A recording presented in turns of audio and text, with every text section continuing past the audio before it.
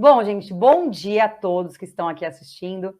É um prazer estar num sábado de manhãzinha, né? Uma véspera quase de feriado e vocês estarem aqui. Então, tomara que eu consiga impactar a vida de pelo menos uma das pessoas que estiverem aqui assistindo.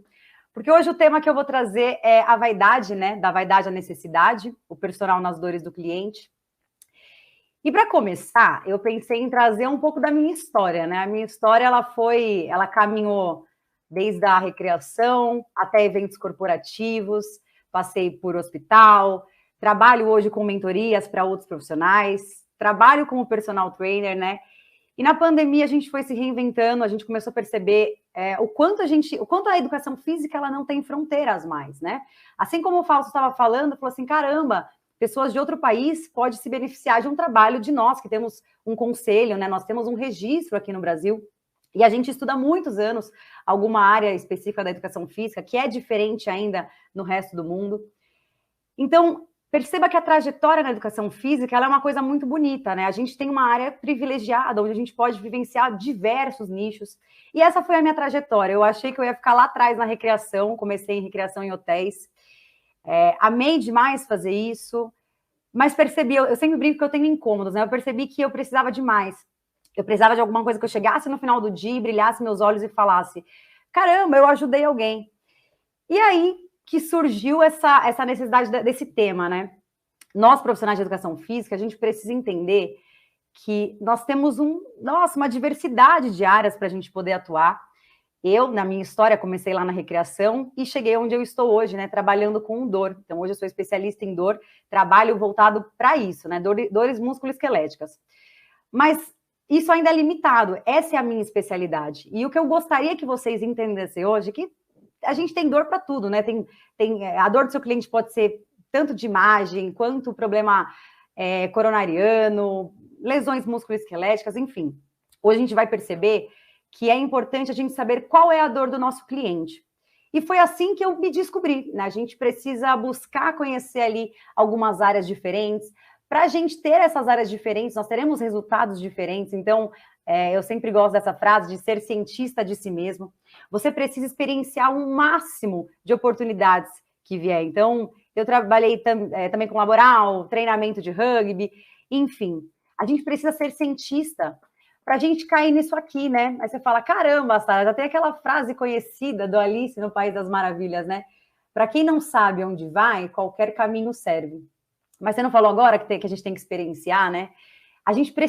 Nós precisamos experienciar. Você vai lá para o lado dos esportes, você vai lá para o lado do alto rendimento, as academias, os próprios crossfits, enfim. Você precisa experienciar um máximo de oportunidades para você entender de fato o que no final do dia te faz brilhar o olho, né? Eu sempre brinco, eu falo, o que você cansado o dia inteiro, gente, cansado, sabe quando você chega em casa, trabalhou 12 horas muitas vezes seguida, e aí você deita a sua cabeça no travesseiro e você fala, legal, é isso que eu quero fazer, porque eu estou feliz. O que eu melhorei na vida daquela pessoa, né? Então é buscar justamente esse propósito, porque aí sim fica fácil, né? Aquele labirinto de oportunidades, a gente começa a falar, eu não gostei muito disso, eu não achei um pouco a minha cara, e foi assim que aconteceu comigo. Eu vim do mundo da recreação, passei para eventos corporativos, tudo era uma delícia, sempre foi muito gostoso, mas eu tinha aquela insatisfação ainda, né? Fui para a academia, adorei o ambiente da academia, o que o treinamento resistido aeróbio pode proporcionar para um ser humano, né? Nossas diretrizes mostram isso. E eu poder melhorar a vida dessas pessoas, eu falei, caramba, eu me achei, é aqui que eu quero estar. Mas ainda também não me contentava em trabalhar em grandes grupos, né? Eu queria individualizar, foi aí que eu me inseri no personal. E começou a me incomodar, né? Eu, uma pessoa muito incomodada, começou a me incomodar o fato de algum aluno às vezes chegar e falar assim, não sei se vocês já passaram isso, mas provavelmente sim, depende aí do tempo de carreira, o seu aluno chega e fala assim, ai, professor, tô aqui com uma dorzinha no meu joelho, e aí você fala, tá com dor no joelho? Fica tranquilo, hoje a gente faz braço, então. Ou o contrário, né? Ai, professor, tô com uma dor aqui no ombro, nossa, uma dor lá dentro, eu não sei nem apontar o que é. E aí você, por medo, por você não conhecer, você fala o quê? Não tem problema, vamos treinar a perna, né? Então a gente sempre foge desse problema. Falar da dor para o profissional de educação física, há uns anos atrás, né, até um passado recente, a gente falava, caramba, o que eu faço? Eu não sei o que é isso, eu prefiro fugir. Então eu prefiro deixar ali quietinho, fala para repousar, né? E a partir ali de 2017, nossas novas diretrizes falavam assim, gente, evita o repouso. O seu cliente está com dor, saiba avaliar a dor, e aí você implanta o melhor treinamento para ele naquele sistema, naquele momento. E aí, o profissional de educação física saiu da faculdade preparado para ver essa dor, né? A gente falava, vai para o médico, vai para o físio, faz um exame de imagem, e você corre fora, né? E é justamente isso. Só que a dor, ela vai muito além, né? A gente tem dores de N tipos. E qual que é a do seu cliente? Eu vou mostrar um universo incrível aqui para vocês, além da estética. E não há problema da gente trabalhar com a estética. Pelo contrário, né? Quem não quer estar com o corpo bonito, quem não quer que o cliente saia satisfeito, falar, ai, professor, olha, meu marido me elogiou porque eu estou melhor, eu estou me sentindo melhor, eu estou mais autoconfiante, né? Não tem nada mais gratificante que isso. Mas olha só os dados que nós trouxemos aqui, principalmente da Vigitel, que sempre vai acompanhando as questões de dores, doenças crônicas. Olha que interessante. Você aí que fala, caramba, o que eu posso trabalhar na educação física que seja relacionado à dor? As próprias dores musculoesqueléticas. Para nível de curiosidade, né, a gente vai falar de dor musculoesquelética, vai entrar 1 milhão de dores aqui. Mas as principais que nós temos hoje, na atualidade, nós temos as osteoartrites e as lombalgias. Tanto que a lombalgia, ela é a causa de maior incapacidade no mundo, né? Então, ela causa muito afastamento no trabalho. Então, pacientes com dor crônica utilizam 5 vezes mais os serviços de saúde. Vocês concordam comigo que isso é um problema de saúde pública, né? Então, olha a nossa função dentro da educação física. Passou daquela ideia, né, de anos atrás, onde o professor rolava uma bola, onde o cara sabia só contar 3 de 12. Olha a proporção do nosso trabalho, aonde a gente pode chegar. Será que se a gente não tiver alguma política pública, a gente não consegue melhorar isso aqui? Com certeza, né? A gente precisa ter dados, a gente precisa mostrar que, de fato, o exercício vai melhorar nisso aqui. Na hora que a gente tem um paciente utilizando 5 vezes mais um serviço de saúde, gente, isso sobrecarrega nosso sistema. Então, olha os prontos-socorros aí, quando você vai, você fica às vezes 3 horas esperando, e às vezes essas pessoas que estavam ali, elas não necessitavam de um atendimento como esse. Se nós soubermos qual é o tipo de dor, conhecermos o cliente, ouvirmos ele, a gente atua nisso aqui. Olha que impacto relevante. Idosos, né? O pessoal fala assim, eu adoro trabalhar com idosos, eles são bonitinhos, eles fazem tudo que a gente quer, eles topam qualquer negócio. Olha que legal, idosos têm prevalência de dor musculoesquelética, ai meu joelho, ai meu ombro, ai minha coluna, em quase 87%. Olha que número alarmante. Sendo as mulheres com menor limiar para dor, né? Então as mulheres, elas relatam nesses estudos que toleram um pouco menos essa dor. Então tem uma dor no joelho, se sentem mais incapacitadas, elas se limitam mais nas atividades diárias. E também a nível de curiosidade, né, as dores dos joelhos, 24%, né, é a maior queixa. Se a gente sabe desse dado aqui, vocês concordam comigo que vocês estão ali numa academia, vocês estão dando personal, enfim, nos condomínios, aonde vocês estiverem, e tem um idoso que te procurou, né? O Fausto estava até falando na palestra dele, a gente dá aula para a família. Hoje eu dou aula para a família, né? Eu brinco que eu não tenho alunos espaçados. Eu dou aula, as famílias me contratam e a gente fica, né? Porque é justamente isso, você antecipa o que pode acontecer. Olha, fulano, e se a gente começar a treinar, a gente vai prevenir tanta coisa, a gente vai poder tardar tanto probleminha, porque é normal a gente aparecer com uma artrose, né? É normal a gente ter uma hérnia discal, a gente vai mostrando que é normal o desgaste, né? A gente vai mostrando que com o passar do tempo é normal surgirem alguns acometimentos no corpo. Mas olha que legal a gente já antecipar. Aí o seu aluno fala assim, mas eu tenho uma dorzinha no joelho. Então, olha, a gente pode melhorar fazendo um fortalecimento, enfim. A gente consegue prever, vamos falar assim, o problema que está ali. E o aluno olha para aquilo e ele fala, caramba, esse aí sabe do que está falando. Ele não vai me passar um agachamento justamente porque o agachamento é bom. Ele vai me passar na angulação correta, do jeito correto. Você teve o tato de conversar com ele, de trazer a notícia boa para ele, ao invés de falar, ai, tá vendo? Tem que treinar, o joelho tá ruim, né? A gente não tem que ser o portador da notícia trágica, a gente tem que ser o portador das boas notícias. Então, olha que legal. Lombar fica em segundo lugar com 20%, e os ombros e membros inferiores, 11%. Aí aqui a gente tem um dado, imagina que longe de mim, quero fazer vocês entenderem um gráfico agora cedo, né? Mas esse estudo, ele trouxe que o número de dores que as pessoas sentem ao longo de 12 meses são acometidos por mulheres, então, como a gente falou, o limiar de dor da mulher fica um pouco diminuído, então acaba incapacitando, ela começa a deixar de fazer algumas tarefas diárias, incomoda isso no dia dela. Imagina, sua aluna quer brincar com o netinho e não consegue, porque ela não consegue agachar, porque está com dor, né? Não suporta essa dor, dá irritabilidade, enfim.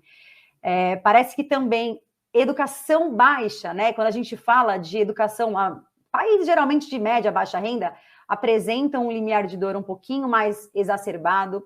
Pobre qualidade em sono também, olha como fica gigantão aqui. A gente tem uma noite de sono mal dormida ao longo de 12 meses. Olha como isso aqui fica extremamente significativo, né? A gente dá um salto aí de 25% até aqui quase 70%, 80%.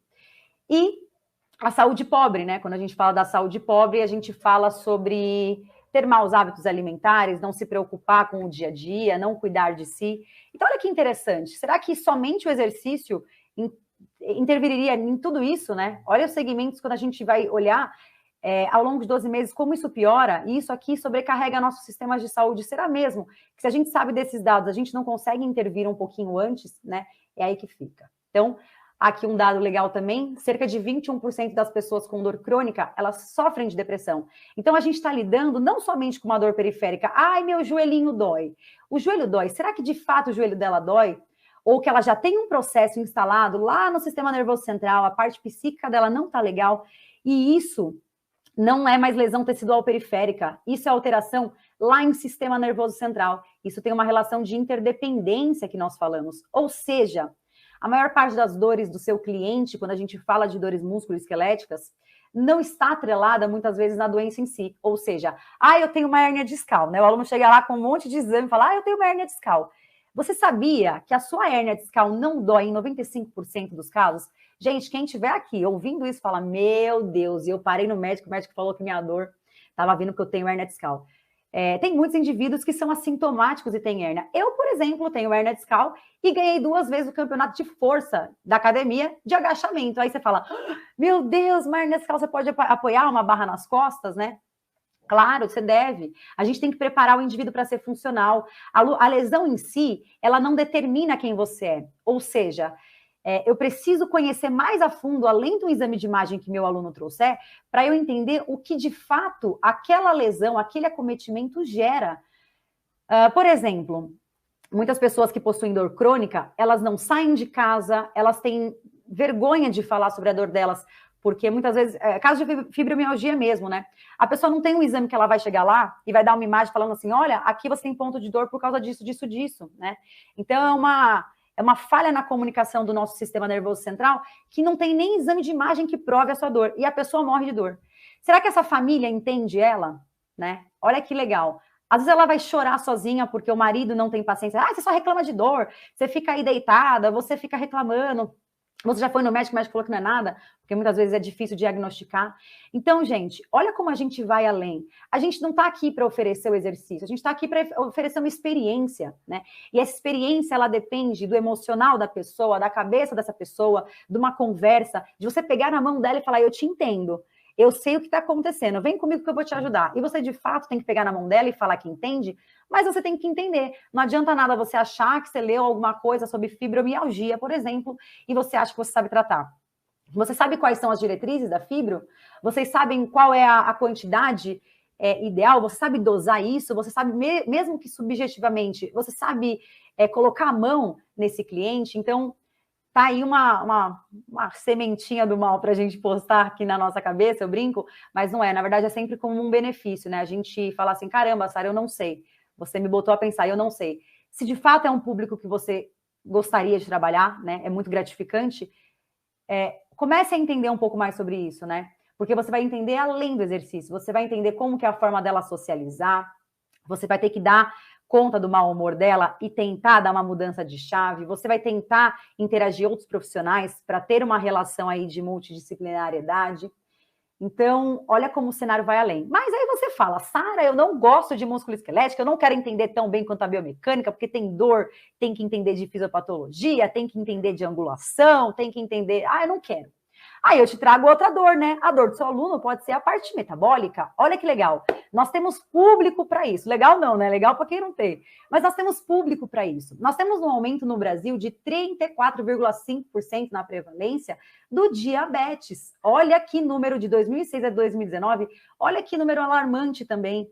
Gente, Quando a gente pega esses dados, nos assusta. Vocês têm a diretriz aí de diabetes? Vocês já pegaram a CSM para ler e falar que seu aluno chegou com 320, vai na glicemia dele. Ele foi lá, deu um furinho no dedo, saiu ali o sangue, vamos esperar para medir. Deu 320. E aí? Inicia uma sessão de exercício ou não? Ou você manda embora para casa? As diretrizes, elas vão te dar isso, né? Segundo a diretriz, ela vai falar que não, você não pode começar, porque a gente pode descompensar no exercício. Mas se você conhece aquele seu aluno, ele viajou 3 horas, como era o caso de um hospital que eu acabei passando, e o aluno chegou e falou assim, eu tomei uma sopinha de macarrão só. A glicemia dele estava em 320, 340. E aí? Eu peguei o livro, sabia que eu tinha que mandar embora, mas todo mundo que estava ali conhecia ele, sabia da atividade dele, da rotina dele, sabia se ele descompensava ou não. Então, olha que importante a gente ter o norte, né? Para nós entendermos a individualidade, né? Nós temos que ter um guia e aí a gente vai individualizando o nosso trabalho. Sara, não gosta de diabetes, então não quero. Olha que legal, temos a hipertensão também, né, gente? Problema a gente tem para dar e vender aqui. Nesse mesmo período, aumento em adultos com mais de 65 anos foi de 59%, quase 60% da população hipertensa. Tem mercado ou não tem mercado? Tem diretriz para isso, né? A gente pode começar a se aprofundar. Sara, eu não gosto de problema, essas dores aí para mim são demais, eu vou voltar triste para casa. Não tem problema. Nós temos também a parte das pessoas que mexem com a estética, mas que mexem além da estética, né? Você vai mexer internamente com algo muito mais profundo. Dentro do mesmo período, 2006 a 2019, olha o excesso de peso na população, um salto de 42% para quase 56%. A obesidade de 11%. Olha a casinha aqui de 20% dos brasileiros que estão obesos. Isso é sério? Sim ou com toda certeza, né? Isso é muito sério. Então, você acha que essa pessoa está obesa por obséquio? Vocês acham que ela está obesa porque ela come muito? Não, a doença obesidade, ela é muito séria. E ela envolve vários fatores, que vai desde a parte psicossomática até, de fato, uma parte da alimentação. Mas por que leva essa ingestão aumentada? Se fosse um cálculo de padaria rapidinho, a gente falava, né? Olha, você tem que comer menos aqui, gastar tanto aqui, e a gente não teria problema de obesidade no mundo, né? E olha, gente, não é assim. Então, quem quer trabalhar de fato, falar, eu trabalho com emagrecimento, seja bom no emagrecimento. Eu quero trabalhar só com estética e hipertrofia, seja bom na hipertrofia. Entenda, leia os últimos artigos, porque os alunos hoje, eles mudaram, o perfil dos alunos mudou, né? Eles não querem mais aquele profissional generalista que fala, vai para academia, faz um agachamentinho e tal. Não, você tem que ser o profissional que cuida da saúde dele, né? De uma forma integrada, você precisa ter outros assuntos para falar. Então, gente, olha quantos dados nós trouxemos, né? Olha quantas dores nós podemos sanar aí dos nossos alunos. Olha o mercado, né? As oportunidades que nós temos. E foi assim que eu cheguei nesse mercado da dor, onde ninguém quase está hoje. Então, eu acho que é muito legal se vocês conseguirem pensar com carinho qual é a dor que vocês estão dispostos a trabalhar. Tudo isso que eu mostrei, ainda não tem tantos profissionais fazendo isso. São poucos os profissionais. E eu vou falar uma coisa para vocês. Em questão de agenda, eu comecei a me incomodar, né? Porque eu comecei a dar mentoria para outros profissionais, porque eu não tenho mais agenda. Os profissionais, os clientes me procuram e hoje eu não tenho mais agenda para atendê-los, né? Então, comecei a trabalhar com os profissionais para poder indicar, para a gente poder ter cada vez mais pessoas atuando nesse mercado, porque é muito promissor, né? As pessoas que estão nesse cenário, elas querem pagar o seu trabalho, elas precisam de você, elas não se importam o quanto elas vão gastar, porque elas falam, eu prefiro gastar hoje com a minha saúde do que com os remédios a cada 20 dias, 30 dias, né? E aí tem um dado que é muito alarmante também. Esse estudo de 2018 mostrou que 9 a quase 13% dos profissionais têm conhecimentos pequenos ainda das diretrizes, né, de prescrição. Então, por exemplo, você vai trabalhar com um idoso, o idoso tem uma hipertensão, diabetes, ele sofre com alguma doença ou acometimento osteomuscular, e aí? Só 12% dos profissionais sabem as diretrizes do ACSM, né? Isso é um dado que preocupa a gente. Então, você que está aqui, às vezes fala assim, caramba, eu não sei. Não tem problema. O importante é o que você vai fazer daqui para frente, né? O que você sente que você quer de nicho? O que você quer trabalhar? Você quer trabalhar com esse idoso? Você tem que entender o que idoso tem. A gente não falou que idoso tem maior dor no joelho, que passou dos 65, tem a chance de ter uma hipertensão um pouquinho maior, às vezes, do que já vinha tendo, a questão do diabetes. Então, vocês precisam entender esse cenário para que vocês sejam um profissional ali fora da curva, que vocês atendam ali aquela pessoa e a família inteira fale, caramba, eu preciso desse profissional, porque ele é diferente, porque ele sabe o que ele está falando, ele não é 3 de 10, 4 de 12, enfim, é um treino generalista, as pessoas elas estão procurando mais. E olha como a gente pode ganhar dinheiro nesse mercado, só 13% sabe hoje. Se a gente aumenta esse número, a gente ganha maior credibilidade, a gente trabalha em abundância na educação física, a gente começa a nos validar mais nosso trabalho, a gente começa a ter mais cliente. Olha que lindo esse cenário. Mas legal, e aí, como que a gente chega no nosso objetivo? Igualzinho nossos aplicativos de mobilidade urbana, né? A gente tem que colocar, né, onde a gente quer chegar. A gente está num pontinho, a gente escreve, né? Meu destino é tal, e a gente coloca o nome da rua. Assim como na nossa profissão, a gente precisa entender isso. A gente precisa saber onde que a gente vai. Nós experienciamos o máximo de atividades, né? Para a gente poder focar em uma coisa. E é bem assim. Como que a gente vai chegar lá? Vocês vão experienciar o máximo de oportunidades que vocês puderem. Vivenciem o crossfit, a musculação, o personal, a laboral. O que brilhou o olho de vocês quando vocês falaram, caramba, meu aluno falou tal coisa para mim, e isso foi muito gratificante, né? O que encantou ele? Encantou? Já descobriu? Vai estudar muito sobre aquele tema. Vê se de fato você investiria numa especialização, porque aí você vai nichar seu público e aí você vai procurar realmente algum curso, alguma especialização para você se aprofundar no assunto e você ser muito bom naquilo. É importante que nós saibamos de vários assuntos, né? Nós precisamos ter um pouco de psicologia, gestão, vendas, marketing, sem fazer muito marketing do Fausto, mas já fazendo.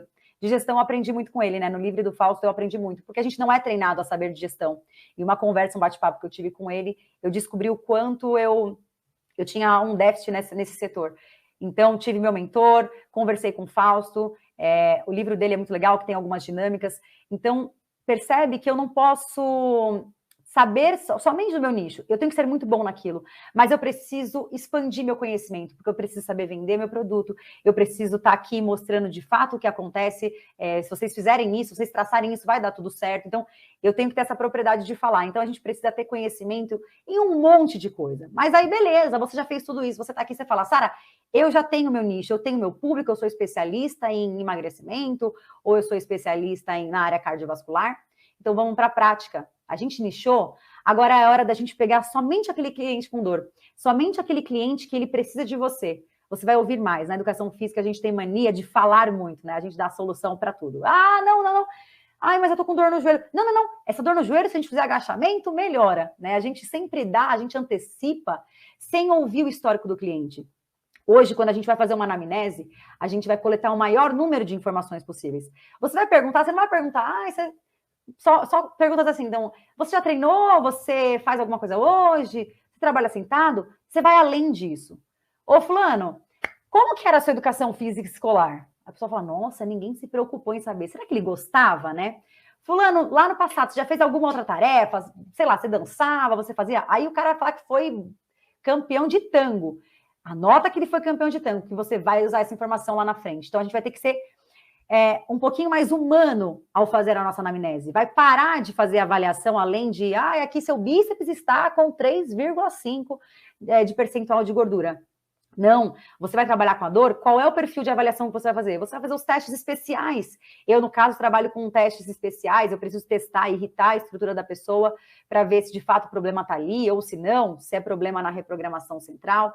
Enfim, a gente precisa fazer uma avaliação além, né, da composição corporal. O seu indivíduo, o seu aluno, ele é além disso, ele é cabeça, é mente, é a alegria que ele vai estar, é o humor daquele dia, né? E quando você sabe de tudo isso, você tem segurança em prescrever e demonstrar isso para o aluno. Para tudo isso acontecer, como que a gente faz? A gente oferece experiências positivas de forma gradual. Gente, o aluno odeia ir para musculação.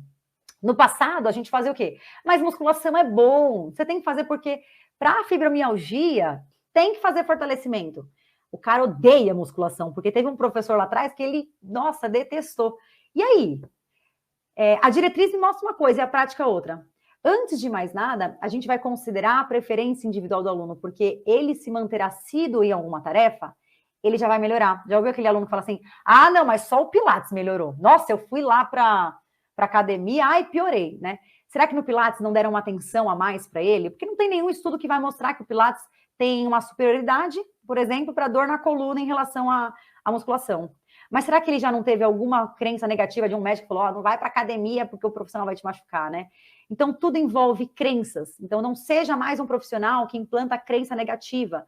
Hoje a gente fala de um modelo BPS, né? Biopsicossocial. Então, a gente tem que entender a parte biológica, psicológica e social do nosso indivíduo. Então, vocês concordam que a experiência da sessão de vocês ali, do trabalho de vocês, é que vai mudar o quadro de dor do seu aluno, independente de qual seja essa dor?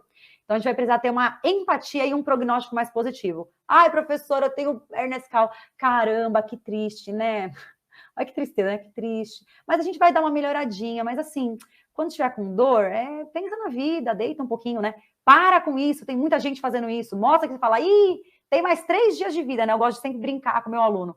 Então, traga informações positivas, brinque com a situação dele dentro do perfil psicológico que ele tiver, né? Se você tiver essa liberdade, mostra que tá tudo bem, né? Que quanto mais o tempo passa, mais coisinhas vão aparecer. E que bom! Mostre que você é um facilitador desse processo, não uma muleta. Que quando ele estiver longe de você, vai estar tudo bem, tá? Então, você vai falar assim, não vai pra academia sem mim, não. Não, vai criando formas, né? Vai criando ferramentas para que ele sempre tenha uma independência além de você. Você não precisa ser uma muleta para o seu aluno ficar com você. Você precisa ser um cara que resolve esse problema dele, que experiencie uma aula ali muito gostosa, que faça ele rir, que faça ele se divertir, que ele nem perceba que está treinando, e isso já vai ser um grande passo para ele ficar com você. Aí, sumarizando tudo isso, que eu ficaria aqui horas, mas o Léo já vai me expulsar aqui, nós precisamos de ações, pessoal, que inspire segurança ao cliente. E nada melhor do que nós sermos especialistas no que nós estamos falando. Como é que você vai inspirar segurança se nem você está seguro de botar a mão numa coisa que você não tem ideia do que está acontecendo? Ou que você conheça 50%, né? Tente sempre estudar o máximo que vocês puderem, o nicho que vocês querem traçar. Mostre a ele que vocês estão juntos no processo. Fulano, eu entendo o que está passando, mas vem comigo que vai dar tudo certo, né? Anime-o sobre o prognóstico, a evolução. Faça ele se sentir capaz de realizar uma tarefa. Ai, não agacha desse jeito não, hein? Não pega o seu cachorrinho, o seu neto assim, não. Gente, a gente tem que preparar ele para nem perceber, às vezes, o tipo de agachamento que ele está fazendo durante o dia. Deixa ele ser feliz brincando com o neto, brincando, fazendo as coisas que ele deseja, né? Mostre que ele é capaz, né? Então, você vai educar ele contra a dor, vai mostrar que essa dor dele... horas vai vir, horas vai melhorar, horas ele vai ficar triste, horas não, e que é normal, né? É normal a gente ter esses altos e baixos. E a gente vai expor ele sempre com controle, vai sempre colocar em atividades que ele goste, que ele tenha esse prazer, né? Torne a dificuldade dele uma brincadeira. Eu brinco com meus alunos, tá com dor? Daqui 3 dias, tem 3 dias de vida ainda, dá para treinar, tomar um chazinho, ainda fazer um miojo, se quiser, já cá na dieta, né? Eu sempre brinco, porque... a gente começa a distrair um pouco mais, a gente começa a mostrar que tá tudo bem, todo mundo vai ter alguma coisinha que tá tudo bem. Considerando sempre a preferência individual dele. Ele gosta de dançar? Deixa ele dançar. Ele gosta de fazer tricô andando? Deixa ele fazer tricô andando.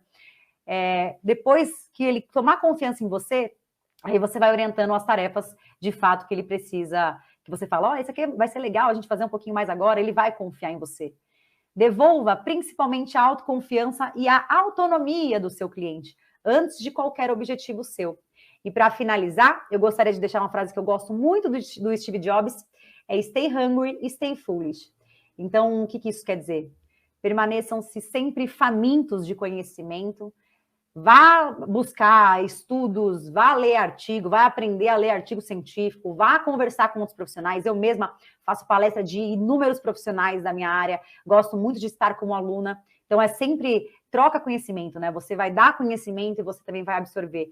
Então, tenha essa vontade de crescer. O que era de 2 anos atrás, né, de diretriz, muda. Depois de 2 anos, acaba mudando uma coisa e outra. Se atualize no nicho que você quer, né? Para você sempre conseguir atingir o máximo da expectativa da dor do seu cliente. E o mais importante de tudo é se mantenham tolos, né? Ele fala se mantenham tolos. Como assim? Se mantenham humildes o suficiente para mudar a conduta, para perceber que onde vocês estão hoje vocês estão satisfeitos? Saiam daqui pensando, hoje vocês estão satisfeitos 100% de onde vocês estão? Se não estiverem, e isso é normal, né? Hoje eu não estou satisfeita, amanhã eu já melhoro um pouco, isso é bom. Se mantenham sempre tolos, a ponto de falar assim, caramba, eu acho que eu não sei nada mesmo. Porque é onde vocês vão correr atrás, é onde vocês vão ter humildade de aprender com outras pessoas, é onde vocês vão ter a troca de figurinha, é onde vocês vão mostrar para o aluno de vocês o profissional diferenciado que vocês estão, porque quanto mais eu estudo, menos eu sei. Eu falo, gente, imagina, estou aqui dando uma aula e imagina, não sei metade do que eu deveria saber, né? Porque é sempre essa insatisfação, é sempre essa gana do conhecimento. Então, se mantenham sempre famintos, com sede de conhecimento, mas permaneçam-se sempre tolos, humildes o suficiente para poderem mudar e renovar cada vez mais a conduta de vocês. Agradeço a todos que ficaram aqui comigo. Muito obrigada.